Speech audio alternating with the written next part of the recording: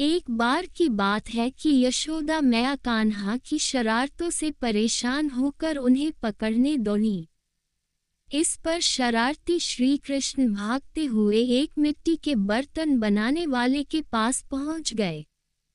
कुम्हार ने जैसे ही नन्हे श्री कृष्ण को अपने द्वार पर देखा तो प्रसन्न हो गया, क्योंकि वह जानता था कि श्री कृष्ण साक्षात परमेश्वर हैं।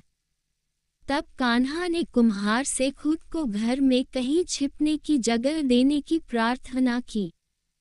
कुम्हार ने फटाफट एक बड़ा मटका लिया और उसमें श्री कृष्ण को छिपा दिया। कुछ ही क्षणों में मैया यशोदा भी वहां आ गईं और कुम्हार से पूछा, क्या तुमने मेरे कन्हैया को कहीं देखा है? कुम्हार ने इनकार कर यशोदा मैया को घर वापस लौटा दिया। नन्हे श्री कृष्ण ये सारी बातें बड़े से घड़े के नीचे छुपकर सुन रहे थे। यशोदा जी के वहां से चले जाने पर कृष्ण ने कुम्हार से कहा कि वह उन्हें घड़े से बाहर निकाल दे। कुम्हार चतुर था, साक्षात ईश्वर सामने थे और वह ऐसे ही इस अवसर को जाने नहीं देना चाहता था। उसने हाथ जोड़ते हुए कहा, हे कान्हा, पहले मुझे जन्म मरण के बंधन से मुक्त करने का वचन दो।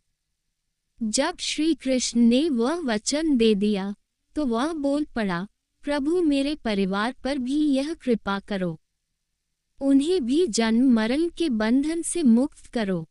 प्रभु ने वह वचन भी दिया तो कुम्हार विनती के स्वर में बोला, प्रभु, जिस घड़े के नीचे आप छुपे हो उसकी मिट्टी मेरे बैलों के ऊपर लाद के लाई गई है।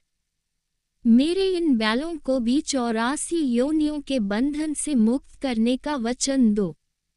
इस वचन को लेने के बाद वह फिर बोला, प्रभु, एक अंतिम इच्छा और है, उसे भी पूरा कर दीजिए, और वह ये है कि जो भी प्राणी हम दोनों के बीच के इस संवाद को सुनेगा उसे भी आप 84 लाख योनियों के बंधन से मुक्त करेंगे। बस ये वचन दे दे तो मैं आपको इस घड़े से बाहर निकाल दूंगा। कुम्हार की प्रेम भरी बातों को सुनकर प्रभु श्री कृष्ण बहुत प्रसन्न हुए और कुम्हार की प्रशंसा की, जिसके लिए दूसरों की भलाई भी उतनी ही महत्वपूर्ण थी जितनी उसकी अपनी भलाई। कृष्ण ने उसकी इस इच्छा को भी पूरा करने का वचन दिया। फिर कुम्हार ने बाल श्री कृष्ण को घड़े से बाहर निकाल उन्हें साष्टांग प्रणाम किया। अपनी पूरी झोपड़ी में प्रभु के चरणामृत का छिड़काव किया और प्रभु जी के गले लगकर इतना रोए कि प्रभु में ही विलीन हो गए। जरा सोचें, जो बाल श्री कृष्ण 7 कोस लंबे चौड़े गोवर्धन पर्वत को अपनी उंगली पर उठा सकते हैं, तो क्या वो एक घड़ा नहीं उठा सकते थे?